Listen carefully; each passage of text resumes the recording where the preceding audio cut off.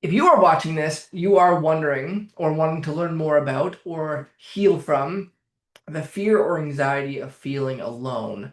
Now, I never thought that this would be something that people would want help with, but I mean, obviously, if it's out there, it's out there. So I want to be able to help you with this. Now, my name is Tyler. If you're not familiar with me or any of my other YouTube or Instagram content, I help people just like you to overcome fears, phobias, traumas, panic attacks, anxiety, all those things, and in a very practical way, and in a very quick way, and in a way that lasts. We're not focused on coping here. We're not focused on managing. We're focused on retraining your brain and body, right? Your whole nervous system to get what you really want out of this life. That's literally my whole mission. It drives me crazy when you spend a lot of time in therapy when it's not necessary. So, in this video, it was inspired by the fact that I have a lot of clients, and a lot of clients in the past, and a lot of people from Instagram who are telling me that they have a fear of being alone.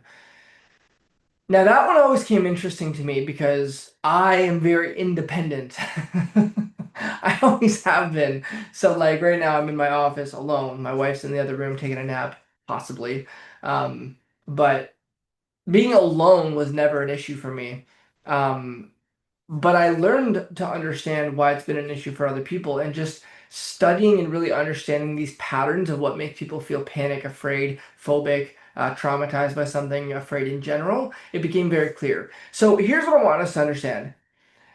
If you're afraid of anything, especially like of being alone, blanket statement, the reason that you're afraid of being alone is because I want you to fill this blank in your head. I believe that if I'm alone, XYZ is going to happen. I want you to feel that I'm looking, by the way, if you see me look up here, it's because I'm looking at my Instagram live. I'm live streaming this recording. But I want you to fill in that blank in your mind. If I am alone, it means that blank is going to happen. And I want you to be very clear on the fact that that blank, whatever that blank is your belief about what's going to happen when you're alone, and that is the reason that you're afraid. That's it. And I don't want you to think that you need to go to 10 years of therapy to figure this out. You have a belief about what is going to happen, and that belief is what makes you feel afraid to be alone. I've had many clients who tell me that they had driving anxiety, and then I show them we can solve it that fast, and then they uncover immediately that it had nothing to do with the fact that they're afraid to drive. It's that they're afraid to drive without their husband. And we broke it down further, and it had nothing to do with them being afraid to drive without their husband. It had to do with that they were afraid to be without their husband. Then we broke it down even further, and we realized it's not that they're afraid to be without their husband, it's that they're afraid to be without somebody other than like their kids. Because what the belief was that they're afraid that if they're alone, something really, really, really bad might happen. They won't be able to handle it. They'll totally freak out, potentially embarrass themselves, lose control, and nobody will be there to help.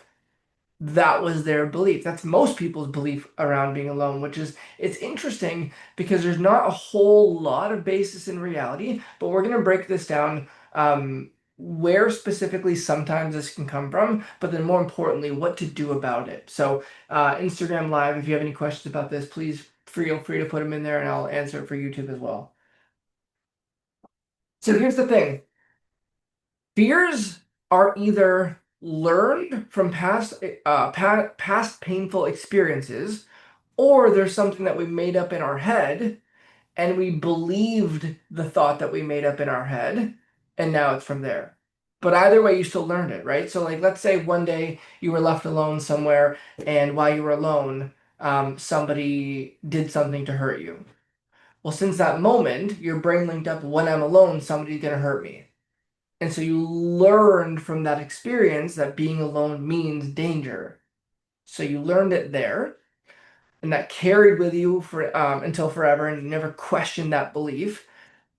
The second thing is you just made some fucking scenario in your mind where when you were going to be alone, something might happen, and you've replayed that in your mind enough times.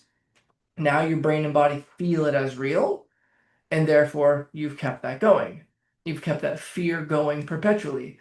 Now, The only other place that this can come from, and they're all, if you notice that all three of these things are basically the exact same thing, where they started is just different, but that has nothing to do with it, in terms of how you solve it. It's all the same shit. It's just interesting sometimes to see where we might have come from, where the fear might have started. So the third and final way is that you grow up seeing your parents or someone who was raising you saw them being afraid to be alone, and you just learned from observing. You learned from observing that being alone means this painful thing. But either way, you either had an experience where you were harmed in some shape or form. You felt really scared when you were alone, right? That's number one. Number two, you literally made it up in your head and you started believing it and it was real to you since then. Or number three, you observed it and you learned it that way. Those are your three options. And you can have different scenarios of each of them, but that's the essence of all three. Because here's what you need to understand. You and I do not experience life. We experience what we focus on in our mind. Our brain doesn't know the difference between what you're imagining and what's real right in front of you. It has no idea. That's why we will be afraid of something, because we're anticipating what might happen in the future, be it 5 minutes from now, 10 minutes from now, or 10 years from now, but we don't actually have any clue. It hasn't happened yet. But because we're making it up in our mind that it might happen, right? Anticipating, it creates the fear ahead of time, and there's no basis in that reality. It hasn't happened yet. It's not real, but it's real in our head, so we feel it in our body. So those are the three ways. Now, how do you actually overcome it? There's so many specific tactics you can use. One of the fastest ways, and if you've been watching my YouTube channel or my Instagram channel, you're going to be familiar with this. And if not, this is a great place to start. I want you to think of what you believe will happen if you're alone. Okay? Think about that. And then in your mind, I want you to put a thick black border around that entire idea in your mind, that entire worst case scenario. Put a thick black border all the way around that scary thought in your mind. Shrink it down to the size of a quarter. And then blink it between black and white, black and white, black and white, black and white, black and white, black and white, black and white, black and then white, black, white. You just keep changing the color. This is a very common question people will ask me is like, what does that mean, flick it black and white? It literally means you take the big scary picture, you make it this big in your mind, and then you make it fully black. And then you change it to fully white, and then fully black, and then fully white, and then fully black. And then you just do it fast, like an Oreo. But black and white, black and white, black and white, that's all. So you put a 2-inch thick border around the whole thing, shrink it down, blink it black and white, black and white, black and white, black and white. And then you just, in your mind, mentally like move that to the side. And then I want you to imagine what you would like to do if you were alone. If you were alone, how would you like to be spending your time? And imagine you doing that. Eyes open or closed, it doesn't matter. But think about how you would like to be spending your time when you're alone. Do you want to call a friend? Do you want to watch a movie? Do you want to be productive and do house chores? Do you want to work on your goals? Do you want to work on your fitness? Do you want to take a nap? Do you want to play a game? It doesn't matter what it is, but you need to be able to imagine yourself actually enjoying yourself when you're alone, and it becomes a habit. Now, some of you might be thinking, this sounds like positive thinking. And technically, like, it is positive in the nature of the thought, and it is thinking, but it's not positive thinking in the way that we just say, oh, like, think positive. It's not like a hocus pocus. I want you to think about this. The way that your brain works is there's a shitload of neural networks. There's billions and billions of neurocortical pathways that are growing in your brain every single night. Billions of them. But they don't go away. What happens is, if you learn to be afraid of something that fast, it's because you built a neurocortical pathway that this thought triggers this feeling. Okay? Now, that pathway won't go away, but what will happen is you can flatten it so that it doesn't affect you viscerally anymore. You don't feel it. And then what you do is you layer another learning on top of it. So the other one is still under it, but you can't really access it because you put another one on top of it. That's what learning and unlearning trauma responses is. When a therapist has you talking about something over and over, and oh, well, maybe your father left you home one day when you were alone, and then what happened then, and how did you feel about that, and blah, blah, blah, blah, blah. What that's doing is just making you run the same exact pathway again and again and again. So if you thought about that moment when you were alone and you went to pain, or and you felt pain, and they're asking you about it, you just keep running the same painful memory, and you might add things to it to make it worse. Now that neural pathway is getting worse, so every time you think about that one time when you were alone, it gets worse and worse and worse. And you feel it more and more and more. Like that's not helpful. You need to take away the feeling of that memory by putting a border around that thought in your mind, shrink it down, blink it black and white. That's taking the feeling out of that neural pathway. Then you layer one on top. That's it. You layer one on top. So now when you think about that memory, you think about this better one instead. It's habituated in your brain. That's all it is. If you want to send this video to your therapist, by the way, and say like, hey, what do you think about that? Hi, therapist. So this is what you haven't learned in school. And this is what would get you a lot of results with your clients. If you understood this, you don't have to explain it to them. But if you understood this, you would do something that is highly effective and works in just a few minutes. So that's what you do. That's the one thing. You shrink it down, put it to the side, and you imagine it, you literally imagine yourself in your mind enjoying, like you see yourself enjoying your time alone. You see yourself enjoying it. And you practice that a few times. You feel good in your body as you're imagining yourself feeling good being alone. And you do it a few times, few times, few times, 10, 20 times over like the course of a day. Next time you think about being alone, there'll be a bit of enjoyment in your body instead of, oh, I'm afraid something bad's gonna happen. You've just replayed the same bullshit again and again in your head long enough. Like imagine this Instagram. Imagine if you were to, someone came into your house and they painted a nasty, scary picture on your wall. Would you just stare at it and go, oh, that makes me feel terrible, ah. Or would you go to the store and get white paint and paint over it? And then when that dried up, you can still see it a bit through the white paint, so you paint over again, then a third layer, then a fourth layer, and they're like, oh, white wall, I feel good. Obviously, that's what you would do, right? This is the exact same thing. Your nervous system works in the exact same thing. It doesn't know the difference between what's real and what you imagine, and so we have to instruct it on what to do. Your brain can only move towards things. It can't move away from things. And so as you're practicing and rehearsing that dumb, painful memory or made-up thought in your mind, you get the same feelings and the same feelings, and you believe something's wrong with you. Nothing's wrong with you. You're just in the habit of doing the same thing over and over and over again in your mind. Now, I had a previous client from a couple weeks ago. We just finished our work together. And one of the things I was telling her is that anxiety and panic is a habit. It's a learned habit. It is not an illness or a disorder at all for nobody. And I'm going to explain to you what I explained to her. When you wake up in the morning, let's say you have kids, you wake up in the morning and you go greet your kids. You say, good morning, hello, how was your sleep, blah, blah, blah. Do you see your kids in the morning and then consciously think to yourself, okay, I'm going to go up to Tyler, I'm going to say good morning, and then I'm going to smile, then I'm going to give him a big hug, then I'm going to ask him how his sleep was, then I'm going to go make us breakfast? Like, do you think about all of that consciously, or do you just go do it? Do you just go do it, right? You do it automatically without conscious thought.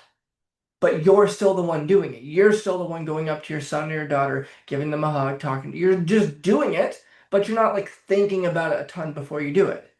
That's because it's just an unconscious process that you're doing. You're just doing it without thinking. That's what a panic attack is. That's what a anxiety attack is. It's just you're doing it, but you're not aware of the process. And so if you can notice what you're running, what stupid thoughts you're running in your head, you can stop them very easily. And I just showed you one. You put a giant ass thick border around it first. That makes it a constructed image in your mind instead of something you're remembering. Something you're remembering you feel viscerally. Something you're making up in your head you don't really feel that much yet until you practice it a lot. So you put a thick border around it and you shrink it down. That just makes it like all the feelings go away. You blink it black and white, it makes it hard to even see the image, and you're like, there's no feelings left. That's it. And what it does neurologically is it flattens the pathway. So there's no fire, there's no charge on it anymore. You just think of it and you're like, there's nothing there because you flattened that neurocortical pathway in your brain. Then you can layer one on top by rehearsing something else instead. So that's number one. The second way to do this, which is just as probably not as easy, but it's easier than 100,000 years of therapy, is asking yourself, you say like, okay, I think something really bad is going to happen. Okay, is that really true? Is that really true that something bad is going to happen? Can you know with 100% certainty that that is absolutely going to happen? Eventually your brain's going to say, well, no, I'm not 100 fucking percent sure. And, okay, great. No big deal at all. But how do you feel when you believe that silly thought? Oh, I feel like shit. I feel bad. I feel panicked. I feel scared. I feel embarrassed. I feel all these things. I feel alone. I feel sad. Well, do you want to keep feeling that? No? Great. Tell me, what's the opposite of that crazy thought? What's the opposite of when I'm alone, something bad's gonna happen? Well, when I'm alone, I can have a great time. When I'm alone, I can be productive. When I'm alone, I can start that new project. When I'm alone, I can work on myself. I can find dates. I can make more money. I can do a side hustle. I can spend time with my kids. Well, technically that last one's not alone, but you know what I mean? I can do some cool things that I really want to do. I can prioritize me and my health and go to the gym maybe or set new goals, whatever it might be, right? Take on new challenges. I can have fun. Great. Tell me three times in your life where you have already, um, tell me three times in your life where you have been by yourself and you actually felt fine, nothing bad happened. And or tell me three times you can remember somebody else being alone and nothing bad happened to them. And then you're like, oh, well, this time, and then this time, and then this time. And as you're coming up with this one and this one and this one, and you're remembering them, your brain starts to layer these new cortical pathways in your brain. And that becomes the next thing that you think of. That's it. It is that easy. Now, I did have a question come up here. My friends, ask me your questions. I'm happy to answer them on this YouTube video before I hop off of here. Um, there's a question that just came up. Is the fear of being alone the same neural response as the fear of getting in the crowded area? No, because they're different fears. It might feel the same, but it's a different in what you're picturing in your head. If you're afraid of being alone, you're imagining yourself alone, but something bad happening to you while you're alone. If you're afraid of being in a crowded area, you're afraid of something bad happening while you're in a crowded area. It's a different picture in your mind, different scenario, different thing happening altogether. So it's the same feeling maybe, but it's a different fear. Now, you can get rid of this is what's crazy about the neurology that your therapist doesn't teach you. You could get rid of both of those fears together if you are committed to it. I have had clients who are not committed. They say they are, but they are not. And it takes a lot of push to get to the moment where they change. But if you're truly committed, like 100%, you can get rid of both of those fears in 5 minutes for good. One of them 2.5 minutes, the other one 2.5 minutes, and they're gone. It like your what you can do with your nervous system is absolutely out of this world. The level of good feelings that you feel, if you feel them as much as the average person who has good feelings all the time, you're hitting like maybe 10 or 20% of what what your nervous system is capable of.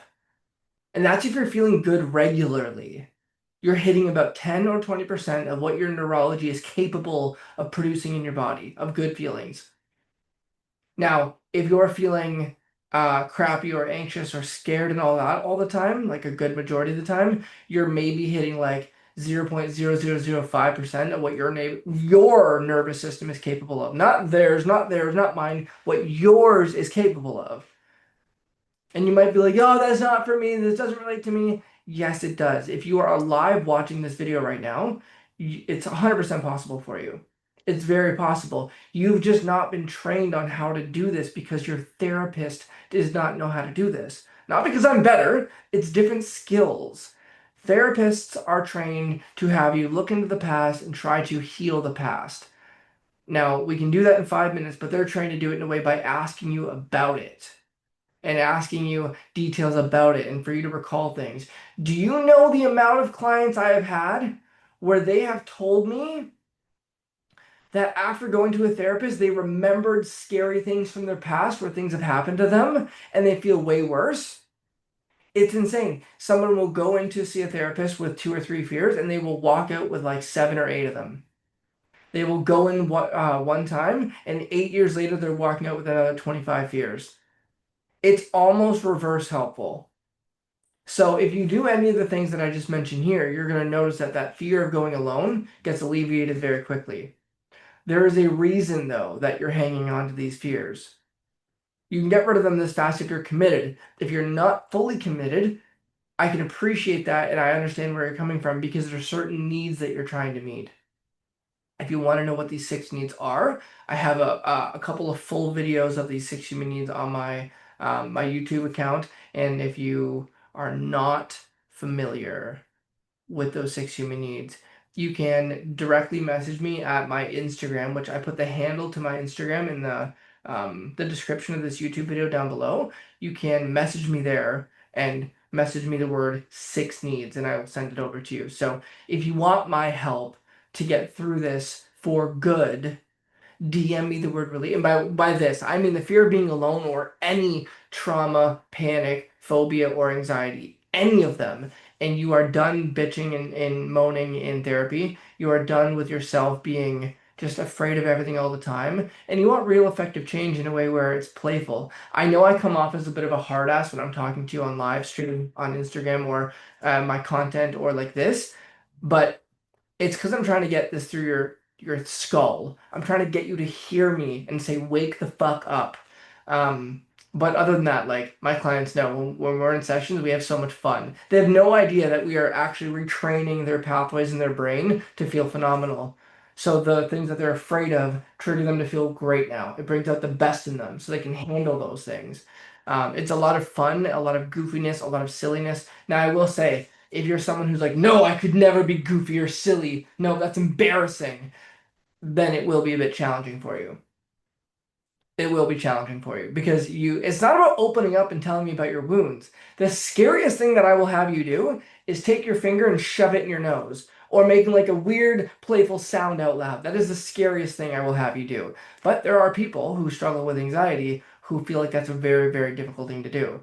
It's not a difficult thing to do, but they've wired it into their brain, meaning they've learned to believe somewhere along their lifetime that making weird noises is embarrassing because they were scolded for it or some shit. So they just need to be if you are willing enough to be vulnerable to just be courageous to do some playful things that you've never done before, I can absolutely guarantee you will get relief from anxiety very quickly, very sustainably, or I'll give you your money back because I don't want your fucking money. I want you to transform your life. I'm having a hard enough time getting this message out to the masses because nobody fucking believes me or the people who teach this outside of me. So I'm having a hard enough time actually getting you people to actually believe it.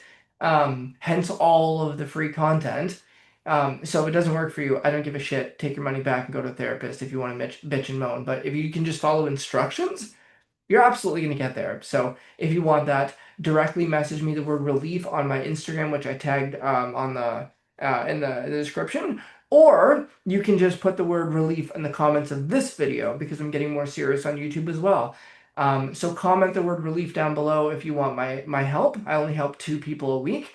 Or if you want another specific training covered on my YouTube, then drop the word.